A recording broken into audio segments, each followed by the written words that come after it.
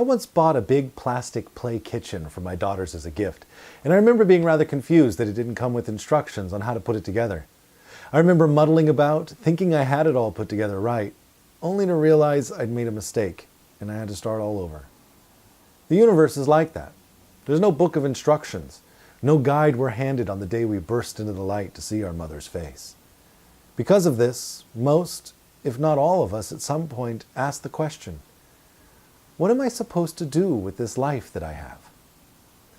This first question is actually bigger than that, and is the question that philosophers, religious leaders, scientists, and curious children have been asking since we first uttered our words as a human species. When we talk about the universe, we usually show a picture of the stars, awed by the beauty and majesty of the universe. But why not just show a rock? The fact that a rock exists is magical enough.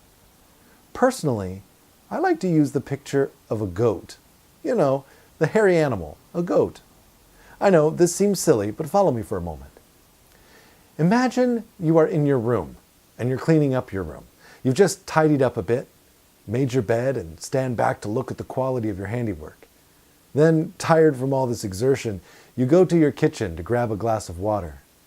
Going back into your bedroom, you're shocked to find standing on your bed a goat, a real live goat, just sitting there and staring at you with a mouthful of grass, drooling all over your formerly nice and neat bed. What's the first question you would ask? Where did the goat come from? You would not walk into your room and be unsurprised. You would look to see if it crawled in a window or if someone had pulled some prank on you. But you would not assume that it just popped out of thin air, that it came from nothing. Everything we know of was caused by something else. Our house is there because somebody built it. Our furniture we chose and moved it in. Everything in the universe was caused by something else. Trees grow from seeds.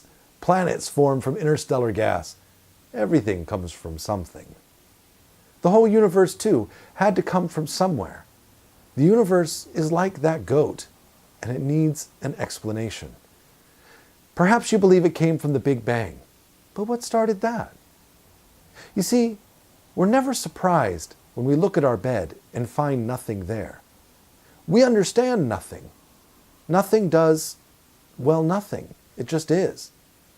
It is when there is something that we find ourselves shocked. And the universe is shocking. I know, we were born into it, and we're really used to it, like a fish in water. So most of the time, we don't find it surprising at all, but we should. It would make much more sense if there was nothing. No universe, no God, no rules, no anything. Nothing makes perfect sense. But something, anything, requires a bit of explaining. And there are many different explanations we have come up with. But I'll save that for next time. I'm Deacon Dance, and may God bless you and your loved ones.